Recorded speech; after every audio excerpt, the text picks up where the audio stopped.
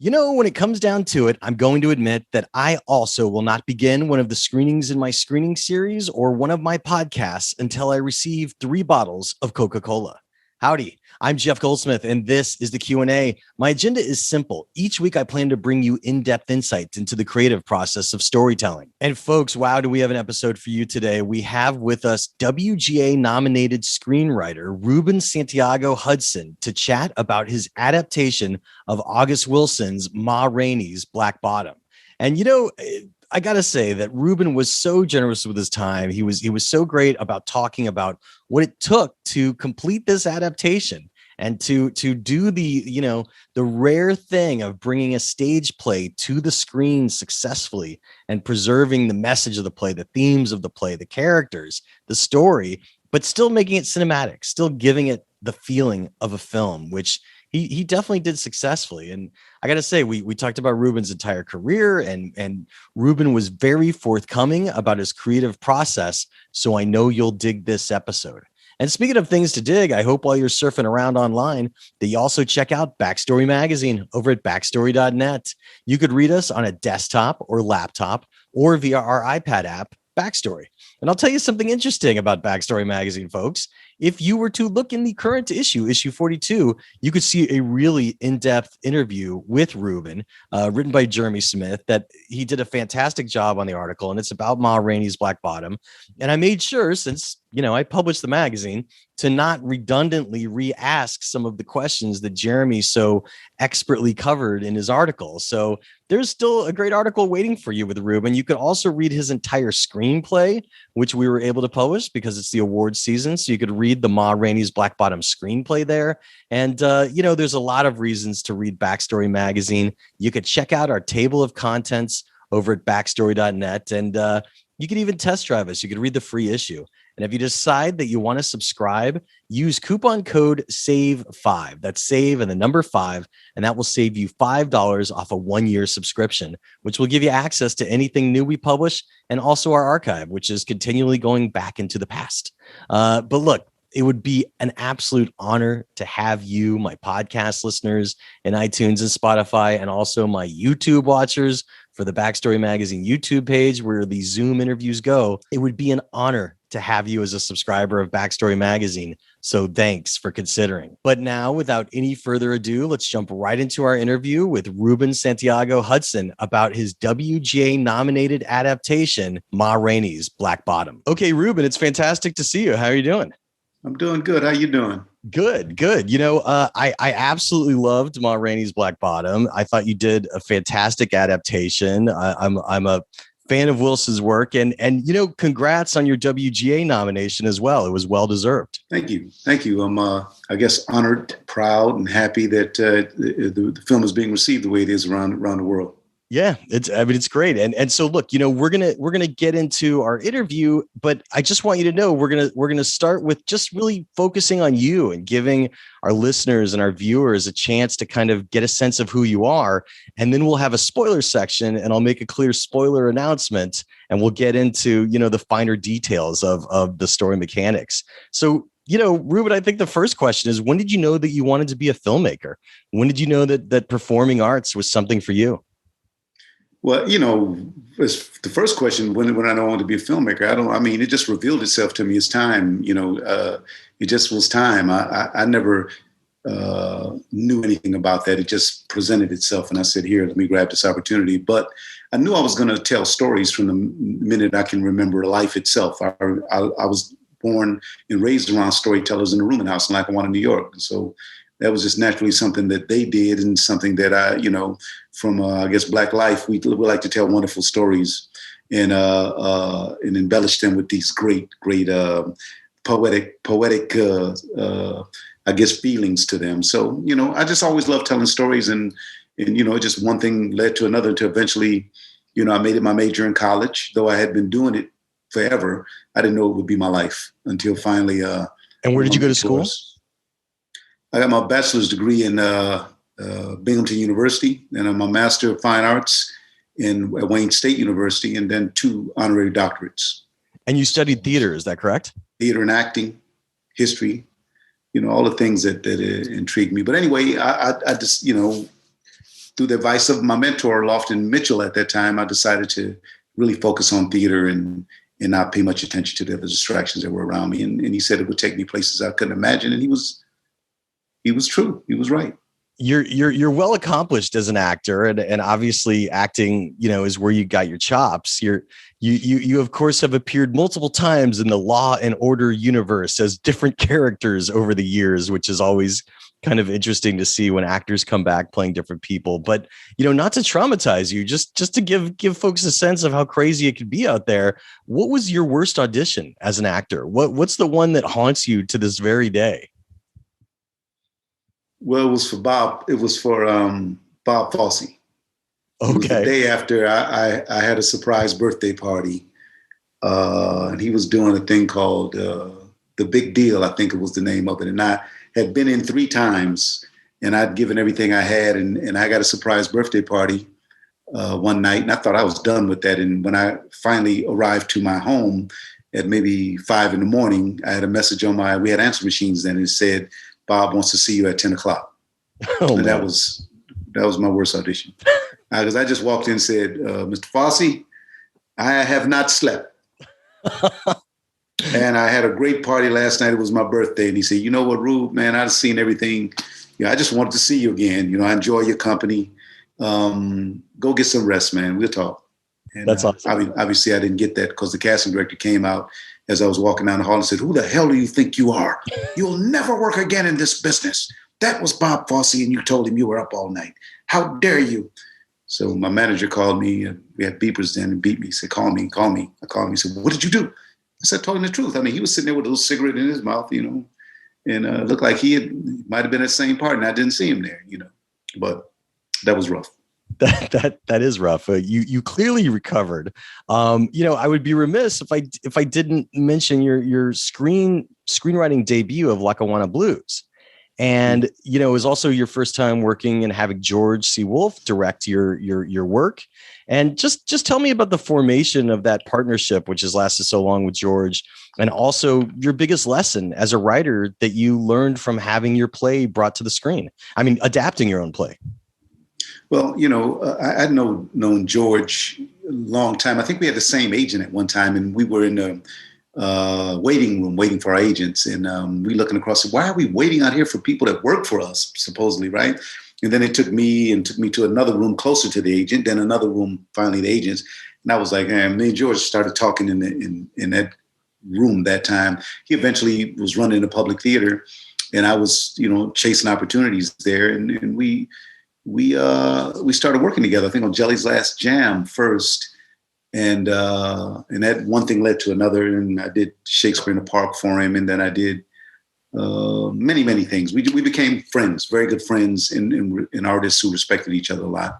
And we when I begged him to do Lackawanna Blues, and he wasn't doing film at the time, and he did Lackawanna Blues. And when I had this opportunity for this, and I spoke to my producer, Denzel, I said, yo, man, we should try to get George if we can get him. I said, he's very busy, it's very hard to get.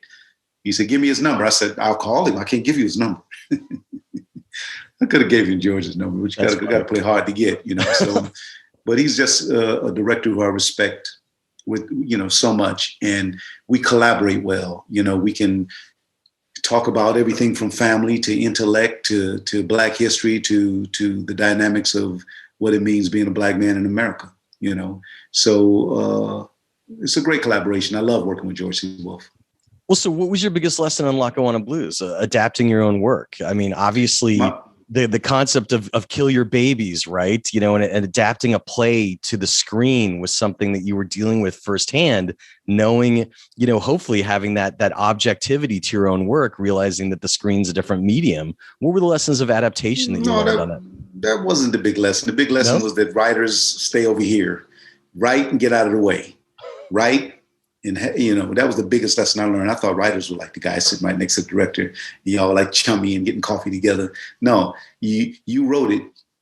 Find him a seat over there and put a gauntlet up between him and me. So you sit there, you have no opinion, nothing to say, nothing to do. You lucky they let you on the set. Well, how about this? What was a major change that you needed to make between the stage and the screen? As a writer? Yeah, in the adaptation of Lackawanna.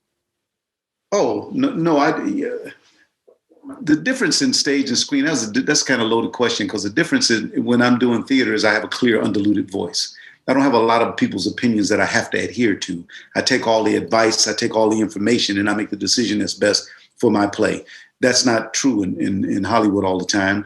You know, you have an idea and they say, no, we're going to do this with it. And you either shut up and write it and get paid or lose your job.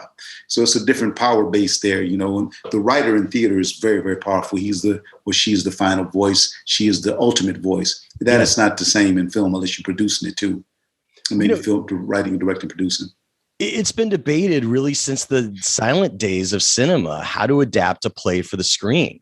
So what are your views, you know, having been basically a student of theater and having traveled between theater and film and television? What do you think are some of the important things that writers should note when doing an adaptation from stage to screen? Honor the play. That's your first responsibility. Don't reinvent it. Honor it. Translate it into another medium. That's different than trying to reinvent it, you know. Translate it. What do I need to do and take this and make it that? That's like you have turkey on Thanksgiving and before it's over with, you got turkey pot pie, you got turkey sandwiches, how do you still make that delicious and wonderful and great in a different way? Because that first turkey, you loved it, right? And then you have all these iterations of it. So we simply taken a play, a story that's already developed. And in the case of August Wilson, that's pretty brilliant, you know. So who are you to go in and destroy it? No, take and adapt it, translate it, manage it in a different way. So, you know, of course, you got to add, you know, I'm not trying to diffuse the power of my job as the writer, because I have to make a screenplay. He did not write a screenplay. He wrote a theater play. So instead of making it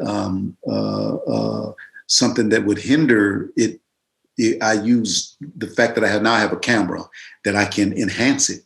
I could even make it even equally strong or stronger if I can, you know. But first and foremost, do not try to reinvent. Just translate it into a different form. And a lot of people say, well, you know, I'm going to totally redo it a completely different way. And I say, you're a fool, particularly if you got August Wilson and you got somebody as brilliant as August. You're a fool. It's not like Shakespeare has been done for 400 years. August has been done for 30 years. So everybody want to put it on the moon and do it with all white cast and do it with all female cast and do it all for what? It's only been done for 30 years, and most people haven't seen it done, in my opinion, right. Right. So why are you bastardizing it already? Do it right. Do it. Let me see what the playwright wanted. And then it turns into a film. And I ask myself, what would August want? What is important to August, in my opinion, for my relationship with him, my history with him? Well, you know, let's talk about that for a second. You had the good fortune of becoming friends with August Wilson. And I think it started when you were in Seven Guitars. Is that right? That's when the friendship started. But I knew him before that from a distance, you know, in that admiration kind of distance. But once Seven Guitars started and he trusted me with his characters and with his play and with my character, then we developed a whole different kind of relationship, because I was his kind of actor. The way I interpreted, he always talked about how I made it sing. You know, I sang every aria that he gave me. Sometimes he would toy with me. He would give me something and take it and give it to somebody else. He said, Ruben will make this work and then I'll move it to somebody else. But does this work? And when you want to see, does it work? You throw it to me. And then I'll be mad as hell when he takes it. You know, I'm like, I gave them my monologue. You know, don't do it, August. No, man, now I know it works, you know. I think it's great that, you know, especially because you had a friendship with him, that you were able to do such a fantastic adaptation from Rainey. And I'm just curious, what could you tell us that you observed over the years that stuck with you, if anything, about August Wilson's creative process, be it the way that he would want to write or just his philosophies on drama? Because I would just love to hear anything that really stuck with you that you gleaned over the years that, you know, is still part of your creative habit to this day that stems from August Wilson. You have to understand that we had, 2.5 decades of friendship. So we need a Bible for me to spell it all out. The things that were most important between me and August was the things we talked about, the integrity of our people, the stories of our people that were worthy of storytelling, that were worthy of sharing with the world to help diffuse some of the negative impact that other people's ideas of us has had. So let's create our own impact. Let's tell the truth about who we are and all our glory and our luster and our beauty and our anger and our disdain, our joy and our romance. It's all worth the smells of our mother's kitchen, and what's in the contents of her kitchen cabinet are worthy of storytelling. Anything that's worthy of life is worthy of storytelling in his eyes, he told me. And I felt the same way, because I always told stories about my mother in the room and house I grew up in. Those kindred spirits that we were empowered each other to continue the legacy. And if I was gone and August was here, August came to see, I believe he would continue, my kind of work I was doing. He came to see my one-man show, Lackawanna Blues, more than one time. And really? Only once did he stop and talk to me after, because he kept leaving. I saw him in there laughing. I see him. I see him run backstage, run out to see August, and he'd be gone. And one day he stayed, which to my surprise. Did he ever give you any notes? Did he ever comment on it in a way notes. The comment was, yeah, because I wanted to play a certain role in the play he had written, and he didn't give me that role. He wrote another role for me, and I said I should play this role, and he said, no, I wrote this for you. This is what you're going to play. I said, but I'm really him, and he didn't give it to me, and I didn't do the play, and we were at odds for a little while, but still friends. And when he came to see Lackawanna Blues, probably the third time, he was waiting outside, and I came, and there were a lot of fans hanging out to get my autograph. It was Lackawanna Blues is my one-man or two-person thing. Right. And I ran over to him first. He said, no, take care of your people, man. Take care of your people. And I signed autographs, answered a couple of questions. He waited, smoking cigarettes, pacing back and forth in front of the public theater on Lafayette Street. And I went over to him at the end. About 45 minutes later, he was still there. I said, sorry to keep you waiting, man. He looked at me and said, yeah, you was right, man. You was right.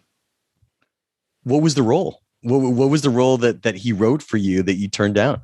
Mr. It was a role called Mr. in a play called King Hedley II. Okay. And I wanted to play King. That's great that he conceded that you were right. I mean, He said, no, he said, you king. But I think he was more doing research for his one-man show.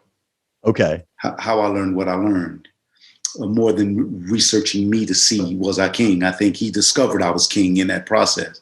But subsequently, he asked me to do his one-man show when he got sick. And I was the first one to do that. I did the world premiere of How I Learned What I Learned. So, and I think a lot of that stemmed from him seeing me do mine. That's awesome. I want to talk about your creative habit for a second. And obviously we'll get into the details in the spoiler section more, but I'm just curious about when you sit down to write, how important is outlining to your process? And, here you're taking apart a previously existing work because it's an adaptation. Do you break it into a new outline before you start your screenwriting process? I think everybody has their own process. I'm not by the books. Nothing I do is by the books. I'm a student of the game. I'm deep. I know all the technique. I know all the different styles, but I incorporate what works best for me. I work out of research and information. So, he had the blueprint there, but this is not my first adaptation. This is the first one that Lackawanna obviously was, but I had two more. I have two more that were sold and sitting on people's desks. Really? Tell us what they were. Tell us what they were. I'm not at liberty to tell one of them because it's not mine. It belongs to, Got it. Studio. And the other one, I do have my hands back on. It was from a novel. Great. But until I can get the legalities done, sure, I can't really speak on it. But I'm they're all different. One was from a novel, one was from another play, and two from these plays, and one I have now is from two novels. So that I'm putting together with my own stuff. So when you sit down to do that, sorry to interrupt. When you sit down to do that, do you do like a treatment document, or do you use note cards, or do you do a formal outline? Does any of that help you, or no? No, things and stories and information that's important to me, I just write it down, and it becomes a mess. I got it everywhere, and then I have like 4 pads out, and I'll be flipping pages. Okay, I'm not real organized like that. I'm like excitable. So when information is exciting, I just write it down, and then I put those notebooks together. I don't have it linear. I'm very unorthodox. And then all of a sudden, I'll be cutting papers in half and pieces and pasting them together and throwing it. And then I'll take and throw stuff on the floor and be looking at it and like, where's the story? Where's the through line of the story? And then I start piecing it together. And then a few months later, it's like, voila. Be like, that's wild. And then I say, the end, I actually finished this. It's done. But I'm instinctive. I learned everything I could about writing. And then I digested it and then regurgitated it in my way. That's I great. need this. I know I need that. Yeah. Like a lot of writers have that same issue that you're saying, because there's no one way to write. There's no one way to write. It's whatever way works for you is the way to write. So a lot of people have exactly what you're talking about. They have notebooks filled with different notes that they need to collate. And I just love that you're analog, right? You're cutting, you're pasting, you got your hands on it. At what point do you go digital? Like, do you end up with a digital document once you've cut and paste things physically from your different notepads that is then just like a long doc where you could kind of look through and see the different things? Or is it really just this analog notepad that's sitting by you when you start writing your screenplay? Well, the only way sometimes I forget to put a little mark that I changed this and moved that and brought that over. Sometimes if I forget, if I'm on a roll. So, the only way I really know is because I have so many drafts and I'd be like, I wonder what I did in this draft. And I was searching for a scene that I had written in a play that I had written. And I was saying, man, that scene was good. I'm going to use that for something else. And man, I had to go through like 30 copies, 30 different, to find it. And I found it, bam. And it was like, wow, I didn't know where that was. My wife said, why don't you organize it better? I just said, I don't know. I don't know. You're not alone. You're not alone. Right now, I have this script that I'm rewriting, a page 1 rewrite. Another screenwriter wrote it. And it's a good story, but she missed every opportunity. Every opportunity, she didn't take it. And I said, I'm taking this opportunity. So if you see that script and you look at my script, it's totally notes over the whole thing. And now, because I just completed that Monday, now, I'm resting from it for a few days. And when I attack it, then I'm going to start just correcting every place I put, fix this. This is what I thought about this. Why didn't he do this? And isn't this a stronger opportunity? And take that. And does this work? And this can go. And then I'll start writing. Because then I got to fix it. Sometimes I just put examine or fix this, or this could be better. Cop out. Take the meat of it, bite. You'd be in a position to say something and you don't say it. And it's like, is that what I would say? Girl did you wrong. You say, if you see her with another guy and say, what are you doing with him?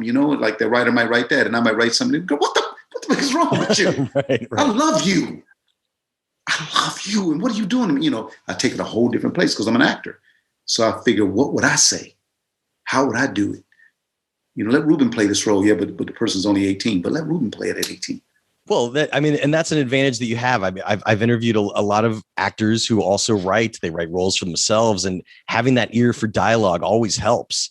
So that's definitely an advantage you have. I'm curious again on your creative habit. When you sit down to write, do you give yourself a page count that you want to hit each day, or do you have a set amount of hours that you like to work each day? I try to do hours. And if I'm not writing, I'm researching. It's like how many hours do you like to hit? 8 to 10. Sometimes I go 12. Sometimes I go 6. Okay. But 8 to 10 is what I normally get into, and I know it's time because I get, I start saying, damn, I wonder did I open that Pinot Noir? Then it's time. Well, on that same note, there's a certain point when writers hit a wall and, writer's block comes into play. Not everybody gets it, but a lot of people do. I'm curious, if you get writer's block, how do you creatively get past it, if you get it? The pandemic was the biggest writer's block I ever had in my life. And I just couldn't understand it. I got nothing but time and I'm not doing anything. I'm watching this political stuff that's tearing my life up. Yeah. And I couldn't get anything done. So I had to call, the people who I'm working for, a couple of my projects, and say, hey, y'all, I ain't getting nothing done. I'm not the kind of guy that hide and be coy and try to fool. I tell them straight up, I'm not making progress. Bear with me. I promise you, I'm gonna deliver you a movie. We're all gonna be extremely happy about. But right now, so the way I get through it is music. Whether I play music or listen to music. So, it is What do you play? I'm a harmonica player. Okay. I play the harp. So I jump on that and I'll play that a little while or listen to something. And that usually gets me out of it. I listen to something that's usually pertaining to what I'm writing. With my Rainey, I'd go listen to, anything from 23 to 29. Sometimes I go all the way to 33, and I listen to different stuff, and something would hit me. I'd hear a lyric and I say, oh, August wrote that in one of his plays. That's where he got that from, and, or I'll say, wow, I'm gonna write that in one of my plays. I like that lick. I like that lyric, and then you listen and hear, I heard that in Clara Smith said that in her song. Yeah, but Lonnie Johnson said it also. Aha, I wonder how many other people were saying it. I'm going to say it. That means it's free. I can say it. I'm glad you brought that up a second ago about the pandemic, because a lot of writers have struggled with it, in which it's a time where, studio execs would say things like, well, you have time to write, nobody could do anything. You're all quarantining, but the emotional state that people are in, and kind of the days that you get into during the quarantine has definitely affected writers. And there's been a lot of shame people have said on social media that they feel bad about deadlines. But I think that collectively, everybody, since they're going through the same thing, hopefully quarantining, social distancing, that we all know the situation. So it doesn't require as much of an explanation. But I'm glad you brought that up, because it's definitely affected a lot of creativity. And then, just like you said, at a certain point, you readjust and you're able to get through it because you realize that creativity could also be an escape during quarantine as well. So that's interesting. I'm curious, especially Ma Rainey, there's what you would call dual dialogue moments, where so many people are speaking at once, talking over each other. The way it appears on the page is horizontally, not like one after the other. It's intended to sometimes be multiple people talking at once. How did you navigate that when you did? I mean, because as an actor, you know what that's like. And there's that old adage of don't step on another actor's lines. But sometimes that's part of the drama, where so much is being said at once. Well, one of August Wilson's strengths is that he writes the way he heard it. He writes the way Black people talk, authentically, specifically. And so once you establish that rule, you don't have to keep doing their talking at the same time. You could just say they're all chiming in, and then a good director like George would understand that and make sure that, hey man, don't wait. It's like there's a thing like I'm teaching today. When I finish this, I'm teaching, and I tell actors when they're doing these August Wilson monologues and August's character asks a question, how do you think that made me feel? How do you think it feel to know that you can't satisfy a man? To say, and then they'll take that pause.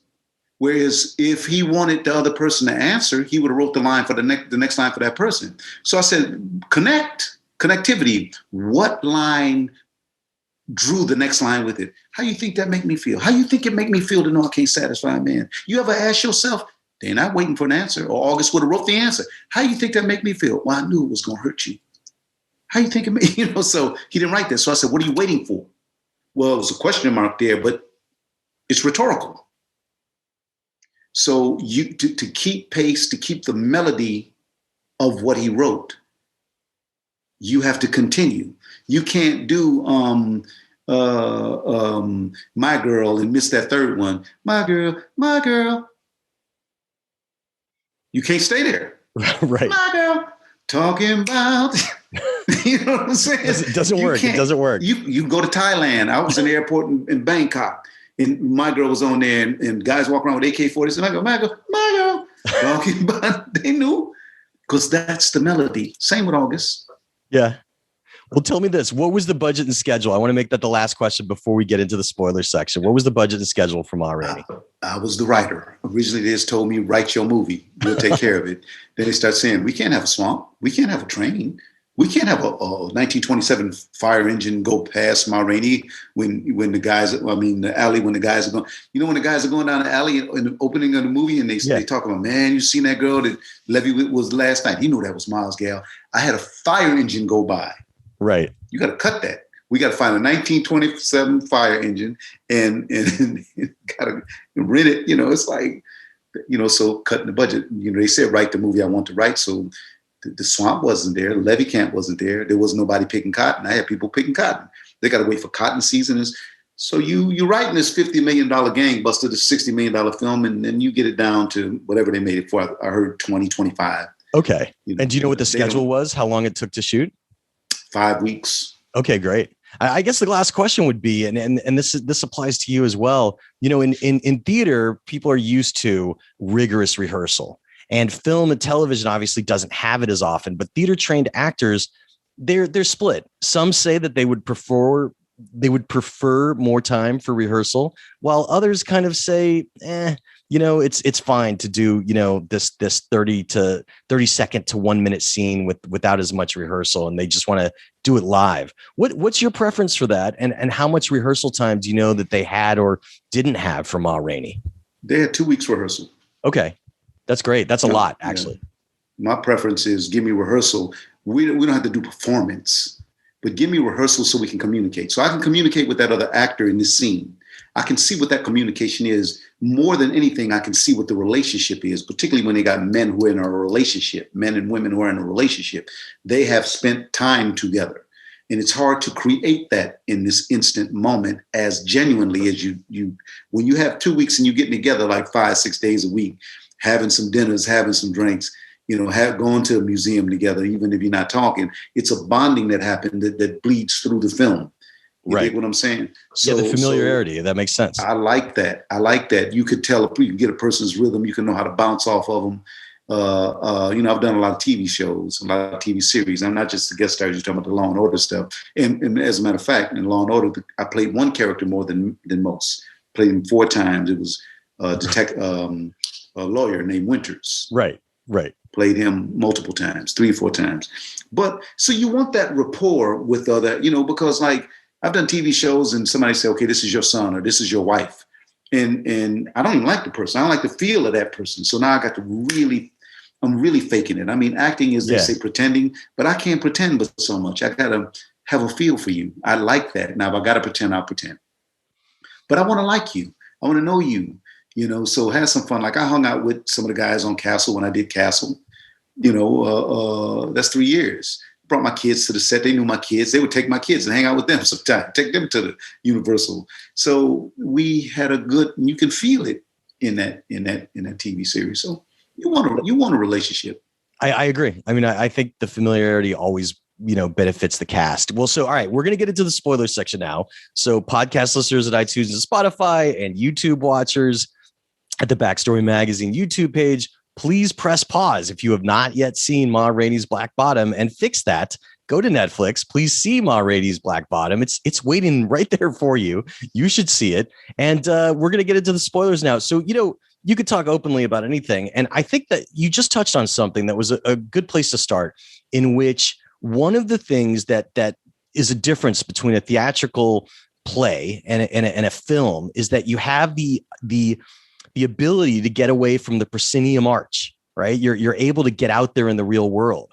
And it did seem like an interesting decision. I'm curious if it was motivated by budget to not really go into real places for flashbacks, because a lot of the characters each have their moments in different times, and they're often talking about their past. And I was curious if you were going to kind of show those past moments. Was there ever a plan for that kind of got scuttled due to budget, or did you? No, not for me. No, it was just too easy, man. That's cheap. Really? You think so? Yeah. If I do all the work for you, I'll let you off the hook.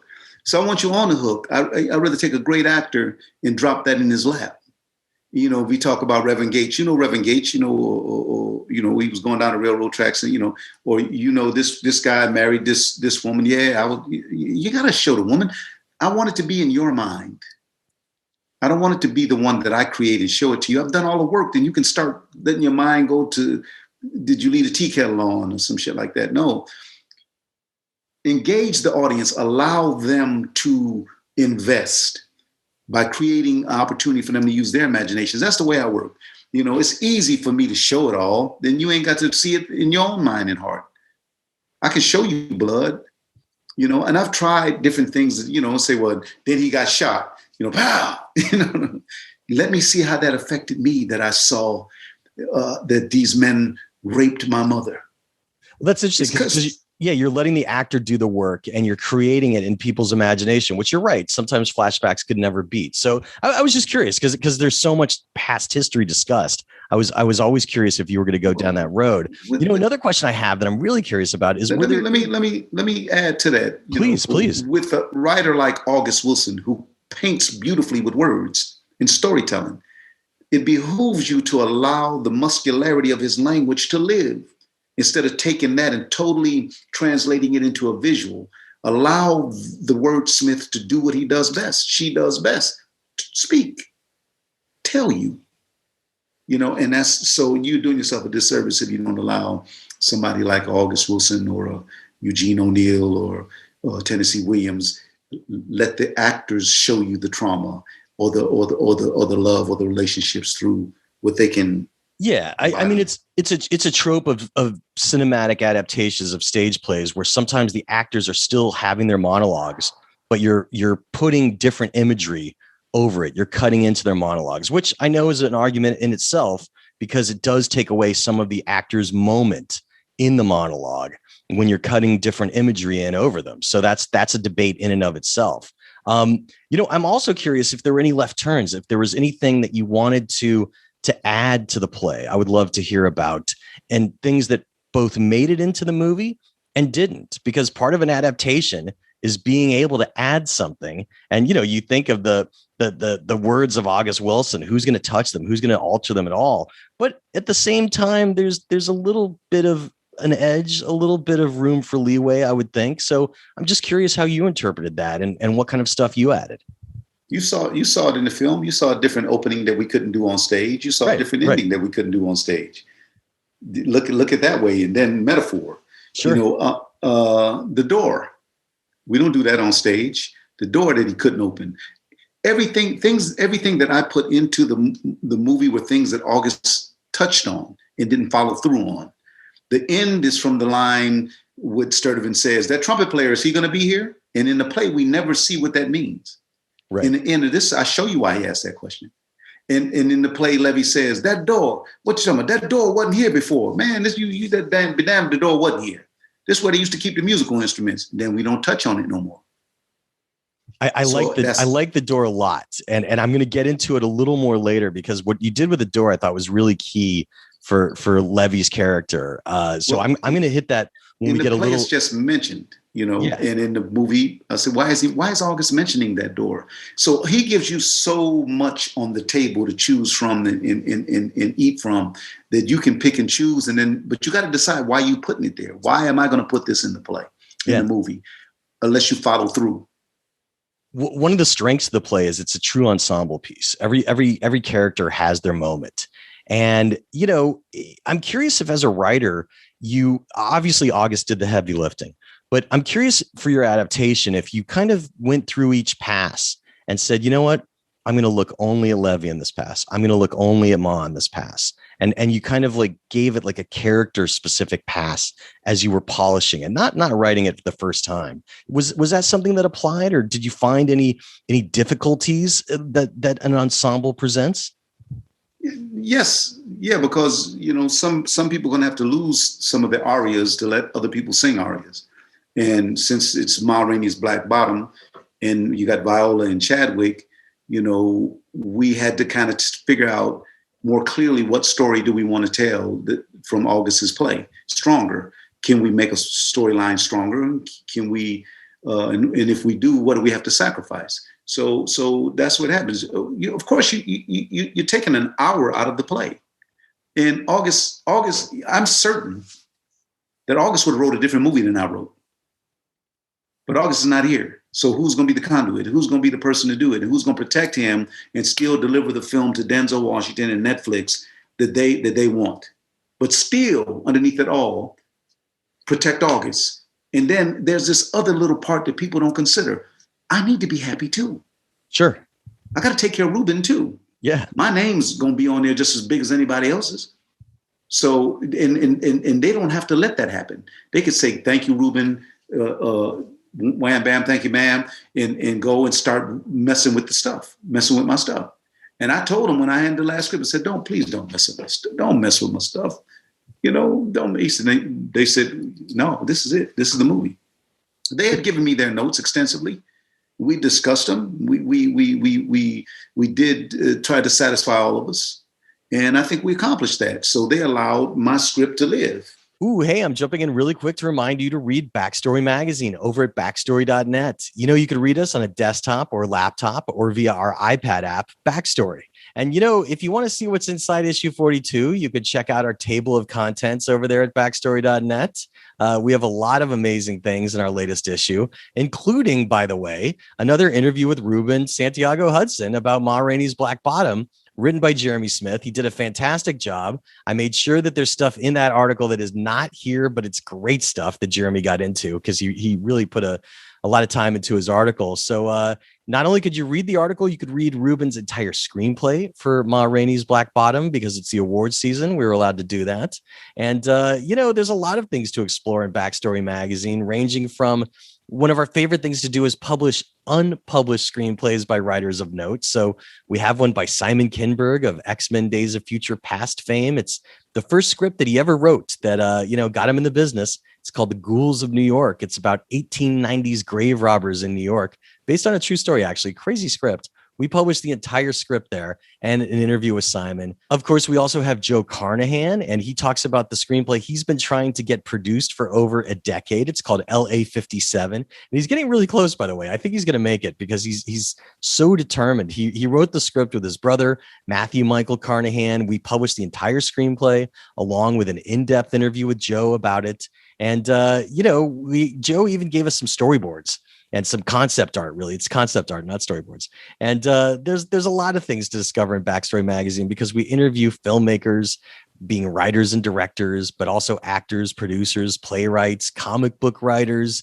You know, storytelling is our game. So I hope you check us out. If you've never read us before, you could read the free issue at backstory.net or through our app Backstory. And, you know, if you decide you like the free issue and you want to become a subscriber, we would be honored to have you. And you could use coupon code SAVE5. That's SAVE and the number 5 over at backstory.net. That will save you $5 off a subscription. And by using that coupon code, you will then be able to use your login credentials over in the iPad app as well to log in. But you have to use the coupon code at backstory.net because that's the only place it works, kids. But look, it really means a lot to me to have my iTunes and Spotify listeners of the podcast. And of course, the YouTube watchers on the Backstory Magazine YouTube page, which is where we are putting all of these interviews because they originate as Zooms, so you could watch them. But it would be an honor to have my podcast listeners and YouTube watchers become subscribers of Backstory Magazine. So thanks for considering. But now, without any further ado, let's jump right back into our interview with screenwriter Ruben Santiago-Hudson about his WGA-nominated screenplay from Ma Rainey's Black Bottom. Well, tell me about that for a second, you know, because you just touched on it, like an hour was cut out, as you said. What was something that you really missed that was hard to cut? And what was a note that was difficult for you to wrestle with as a writer? And how did you rise to that challenge? Because notes for writers is, you know, very common. There's no way to get around it, but it's kind of an art to navigate notes. But first, what was something that you really missed from the play that you had to cut? Just more the monologues, more the storytelling. It's like, I missed every one of those stories, how Slow Drag got his name. You know, you have to understand, though, I've only seen the film once. Really? Yes. I saw it and I looked at it critically. I looked at it technically. I have not seen it to just be an audience member. I looked at a couple scenes as an audience member because I was doing another interview and they wanted to dissect certain scenes. And so they said, look at this scene and talk to us about it. And when I saw it that time, I was looking at it as an audience member. And then it really damaged me emotionally. That hurt me. It hurt me to see that pain and that wonderful interpretation of that particular monologue that Chadwick had done.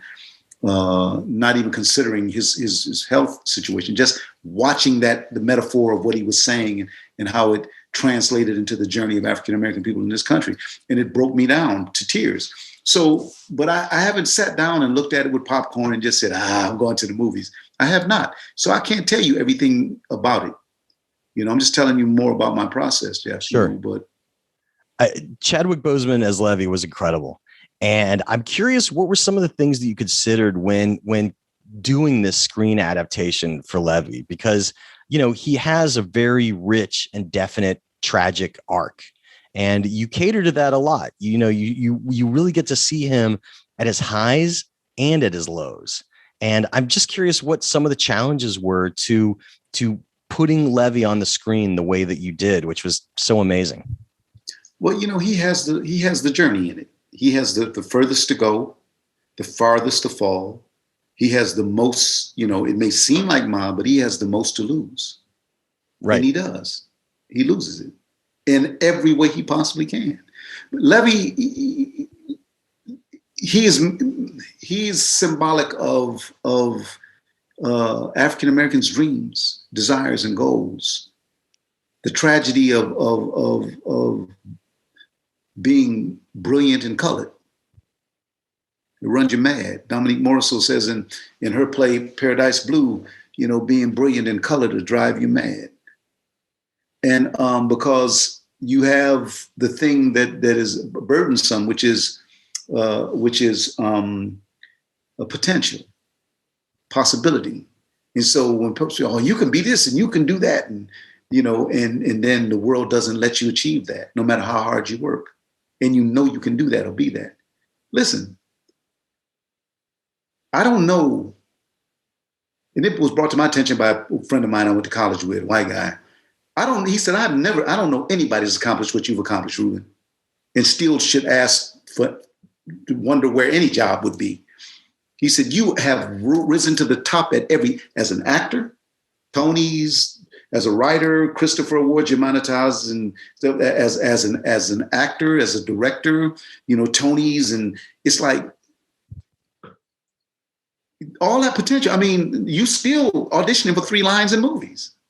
You still have to prove to people you can write. He wrote that story. That's his life. Lackawanna his life. Anybody can write one story. But then they bought the other 4 films I wrote. That's crazy. And I got offered a film last week as an actor. And I said, let me get my COVID shots. I'm not going nowhere till I get shots.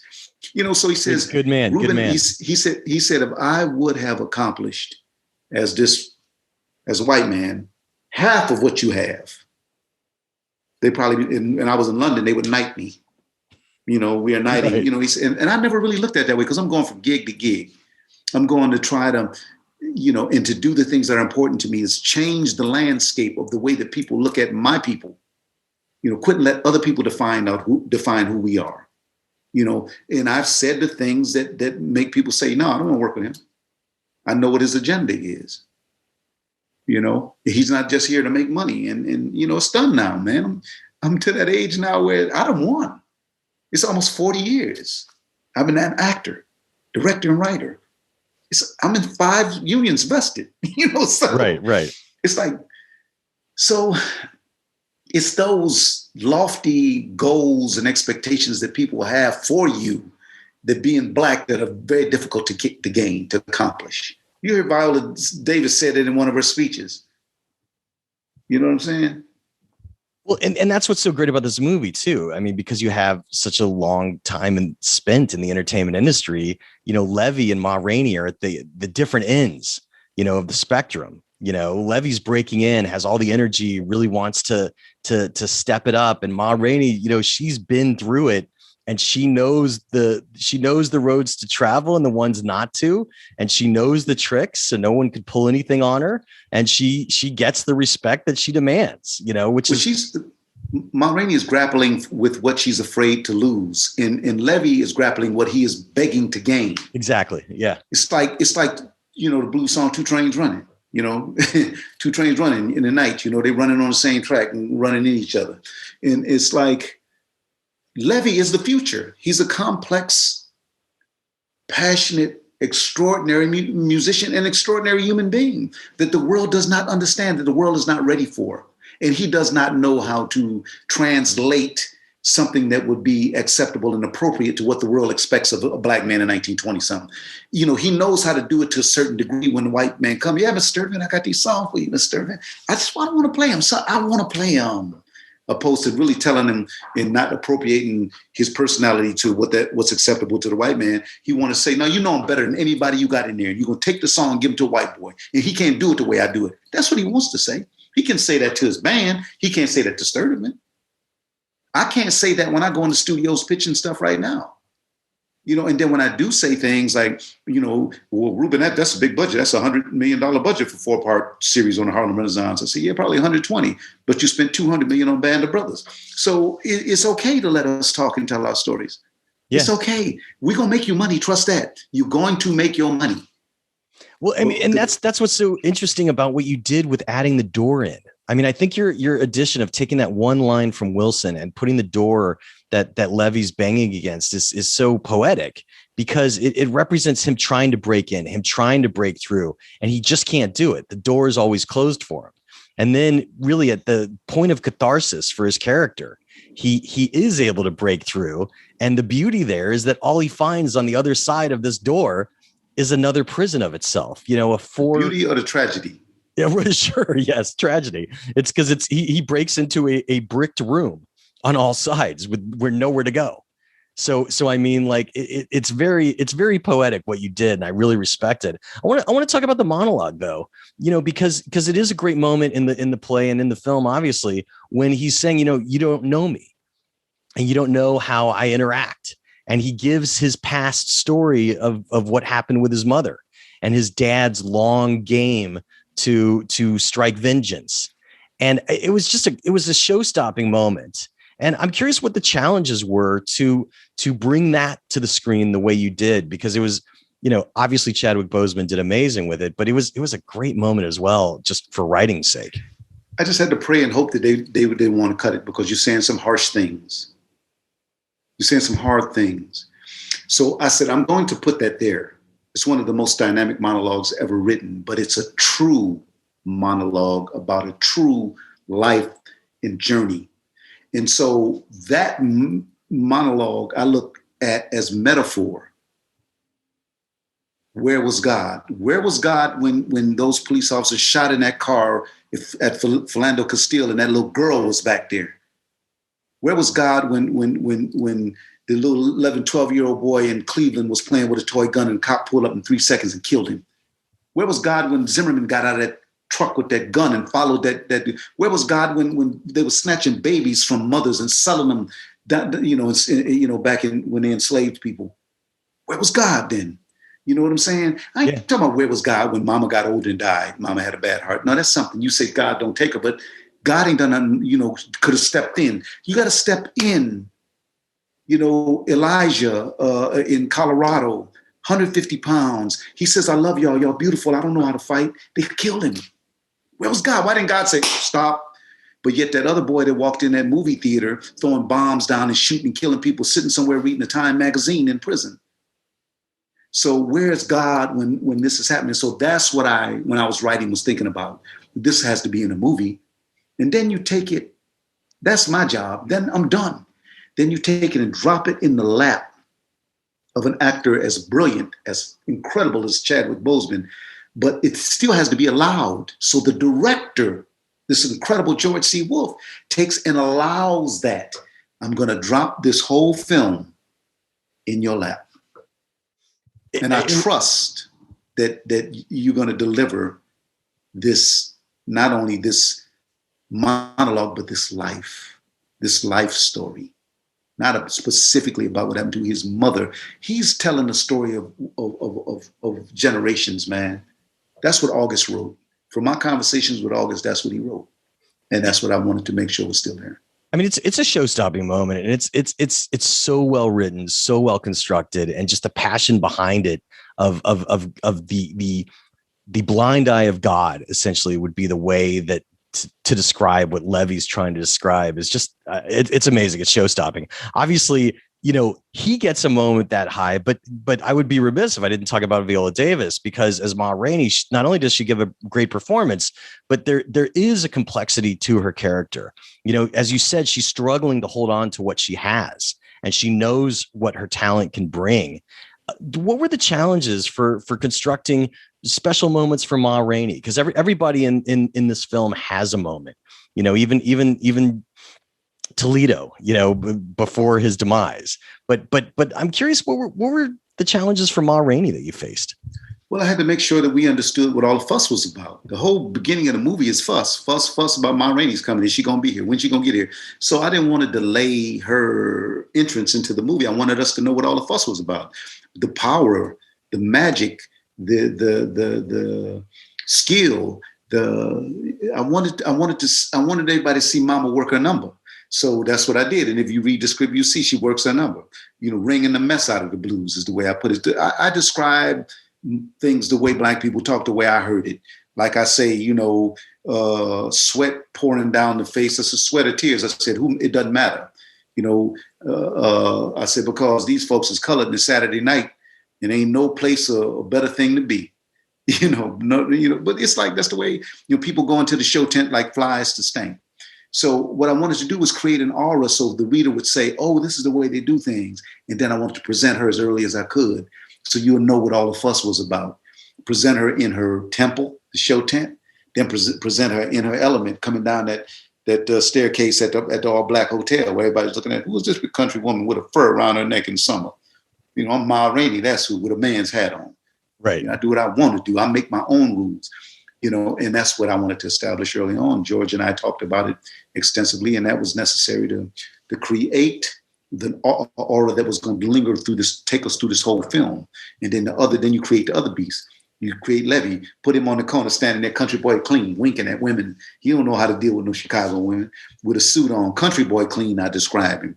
His pants, his coat, and his vest is from different suits, but they're all sharp. Country boy clean. Then he put them shoes with it, and it's just, okay, now we know who he is. We know who she is. We got the element in the band. We got the white folks up here. You got drama. August Wilson's a brilliant man.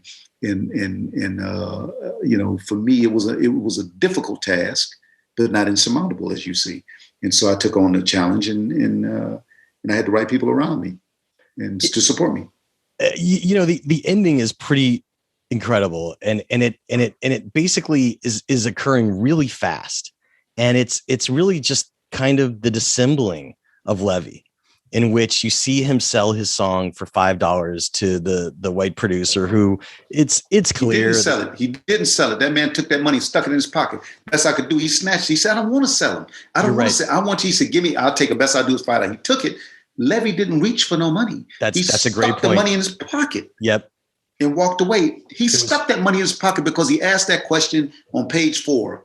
That trumpet player, is he going to be here? Because I'm going to take that shit. I'm taking his music. Well, he knows that's what that right, and he knows it's been taken, and he's kind of flying into a rage. And you think that he's going to take it out on Cutler because they had been sparring earlier, but it's really Toledo that gets in his way just by stepping on his new shoes. And I'm just curious about the dynamics of everything going so fast at the end, and him murdering Toledo. It's fascinating, but I'm just curious, what were the challenges for you? Because a lot is happening at once, and it's not directed where you expected, which is good. A surprise is always good. I'm just curious what your challenges were there. Levy struck out at exactly what he wanted. He hit a different target. He had to strike out, just like he was swinging that knife at God, swinging that knife, pointing it at God. He was doing the same thing at Sturtevant in white society that had their foot on his neck, that had their knee on his neck, and the only thing that he could hit striking out was the thing closest to him. And the thing closest to him is what he saw in the mirror, himself. He destroyed himself, and he destroyed his dreams, and he destroyed what we as people, as human beings, were going to. It would take a longer time to get where we're going because we are destructive to our own. Because we cannot lash out. Listen, if I go out here and kill a black man, I might be out in 5 years probation if I do good. If I go out here and kill a white man, I'm in there for life, 30 years, 50 years. You can't, it's like he could not retaliate to the system. And he's in this rage. And I just need something to strike at. And this man steps on his shoes. And the only thing he could have did worse than step on them shoes is throw that trumpet on the ground. Right. Nothing else mattered more. We could take his woman. They could spill some coffee on his suit. They could do but those shoes. That Cutler got me some shoes. That's the joy. You killed my joy. You killed my joy. Something's got to die. Editing's the last stage of storytelling. What was something that you were kind of bummed was cut out of the movie, but what was the lesson from seeing it maybe cut out? Don't know. I was more bummed about what I had to cut out to tell the movie, Gotcha. Because for me, I love August's words and his plays so strongly that if it was up to me, I'd have told the whole damn thing. When I produced the recordings of all his plays, and NPR said, we only have 2-hour slots, I said, well, then we're going to have to offer them in a different way because I'm going to record the whole play. It's 2 hours and 20. It was 2:15. It was 2:12.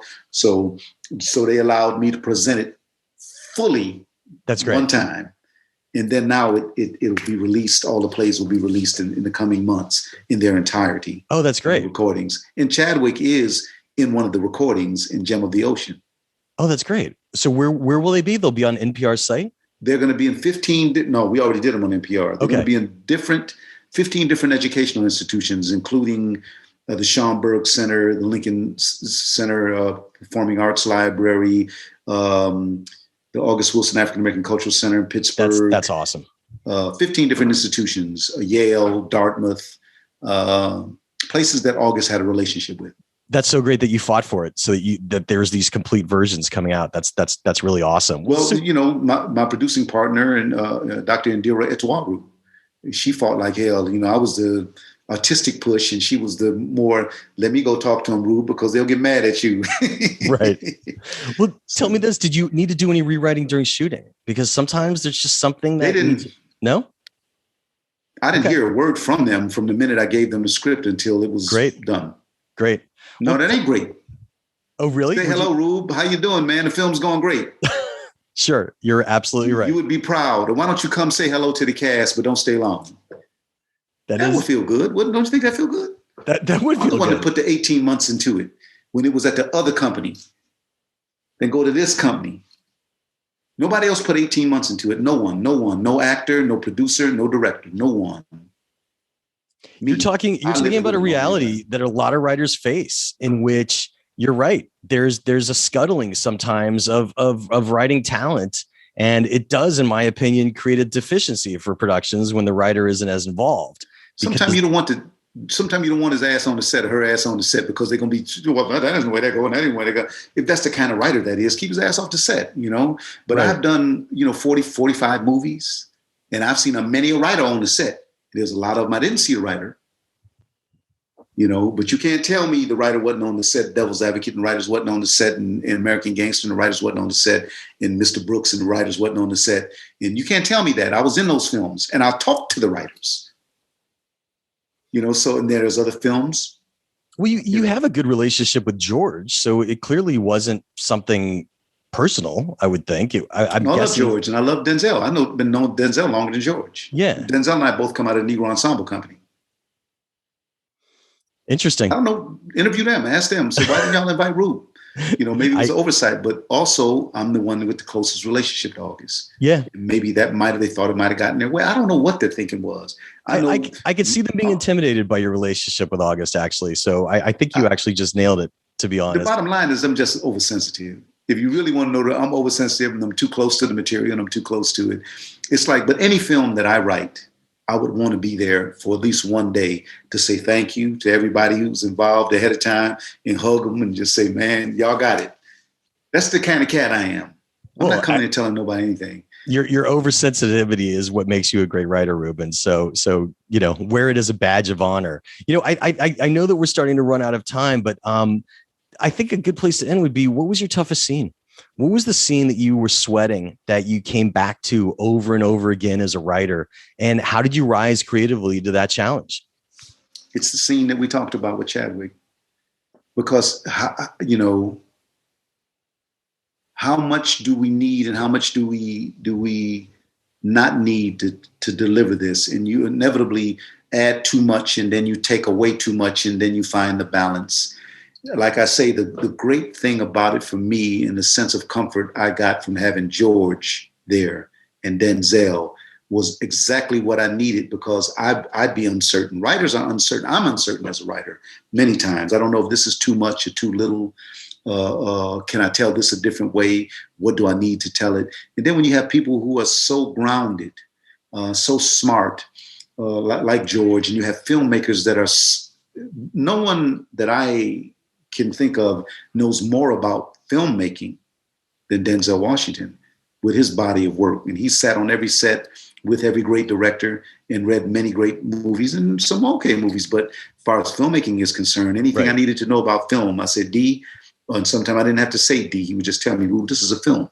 So this is important. And that's important. So for a writer to have that kind of support is just like, it's uncanny, man. And I know I won't have that kind of support all the time. But like the things that I'm writing now, I'm also exec producing. So I have much more weight. So it's like, and I surround myself with people that I trust. Let me say this to you, Jeff. I'm the kind of collaborator that needs a lot of information.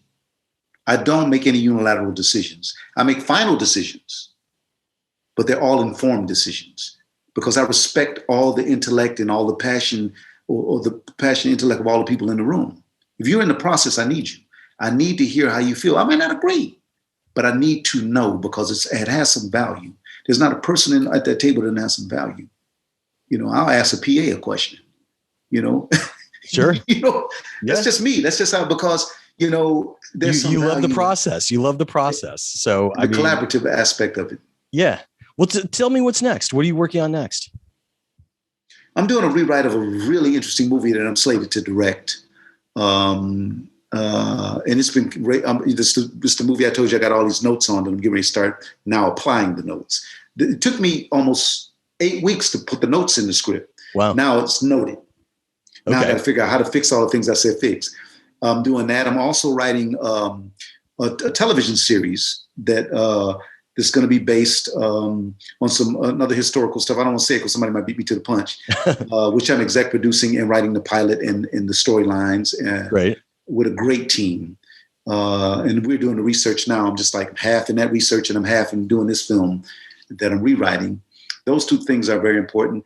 This is from a play called Skeleton Crew. Okay. Dominique Morisseau, which will be on Broadway at the Manhattan Theater Club beginning in December for its Broadway debut. And prior to that, on Broadway, I'm doing Lackawanna Blues. Wow. Me and my guitar player, a gentleman named Junior Mack. You return to the stage. That's great. That's what you want to uncut funk. You want the true funk, the P funk. That's where I give it to you on stage. I ain't got 18 people, not talking about George and D. They saved my life. It's the Hollywood. It's the other 18. The girl that just graduated from MIT that's never done a TV show that's giving you notes from a different era. After this adaptation of August Wilson, I think one place to end would be, do you think you'll ever return to adapting another of his works? I would be honored. I would love it. I just have one caveat. I just have one request. What is it? What is it? More. Let me direct one. Okay. And that's the reason I'm probably not going to get one, because I say it in every interview. They say, what do you want now? I said, I want to direct one. I mean, why not? I've directed all of them, been in all of them. I'm the only living person ever that walked the earth that has directed. Well, Ruben, correct me if I'm wrong. If you have a good relationship with Wilson's estate, I would assume. So if you had a play that you wanted to go for next, wouldn't the steps logically just be to get an option, get the rights, and then pitch your version of this play with you as director? The rights and options belong to Denzel and Netflix. They will make the decision of all of his plays? All his plays, all those plays. I didn't know that. They will make the decision of who will direct them. And more than likely, they want the Hollywood bunch, not the August Wilson bunch. Got it. But to me, it makes sense because I know the work so well, because I've directed film, TV, no film yet. And I've seen guys get films who just do videos in 3-minute shorts. Sure. I have implored, I ain't begged yet because I'm not going to beg. Let me in. And I will write anything else you want. I will write the other 8. That'd be my life's work. I'll finish writing all August's movies. It'll take me 20 years probably to get them all done. But I will do that. I want to direct one. I want to sit behind that camera and interpret August's work for film the way I've interpreted for stage for so long. And I was trying to say, like, no one else on earth has written August, directed August, and turned August and also starred as August in his one-man play. There's only one. Hopefully one day somebody else will do that too. But right now, it's you. You got the guy right now, Jeff. Only one. Ruben, you've been really generous with your time, and I really hope that your dream comes true, man. I hope that you do direct an August Wilson film someday, because I'll be right there for it. And, you know, before that, though, congrats again on your WGA nomination for Ma Rainey's Black Bottom. I loved your adaptation, and thanks for being so generous with your time today. Thank you for having me, and I appreciate it, man. And I look forward to chatting it up with you again. Thanks, man. And that's how the Q&A went down. Special thanks again to Ruben Santiago-Hudson for coming down and being so generous with his time to talk about his WGA-nominated screenplay, Ma Rainey's Black Bottom. And folks, if you want to read his screenplay in its entirety, we published it in the latest issue of Backstory Magazine. That's right, issue 42. So, you could read Backstory on a desktop and laptop or through our iPad app, Backstory. And, if you want to test drive us, if you've never read us before, you could read our free issue through the iPad app or at backstory.net. And if you like what you see, we'd love to have you as a subscriber. And you could use coupon code SAVE5. That's SAVE and the number 5, and that'll save you $5 off a 1-year subscription. So look, it would really mean a lot to me to have my podcast listeners and my YouTube watchers become subscribers of Backstory Magazine. So thanks for considering. The Q&A with Jeff Goldsmith podcast is a copyright of Unlikely Films Incorporated in 2021. All rights reserved. And folks, if you ever need to reach out to me, you could find me as Yo Goldsmith on Twitter or Yo Goldsmith on Instagram. I also run the Backstory Magazine accounts, which is Backstory_mag on Twitter and Backstory_mag on Instagram. And, I have a Facebook fan page for Jeff Goldsmith. I don't check it that often. I'll try and get better about it this year, but you could always reach out there. And of course, you could also email me at yogoldsmith@gmail.com. And I promise not to get back to you immediately because that's just the way it's going to go, kids. But, I'll see the emails. I'll get back to you sometime soon. I'm a pretty easy guy to reach. I'm Jeff Goldsmith, the publisher of Backstory Magazine and the host of the Q&A, thanking you for tuning in and telling you to stay out of trouble. Till next week.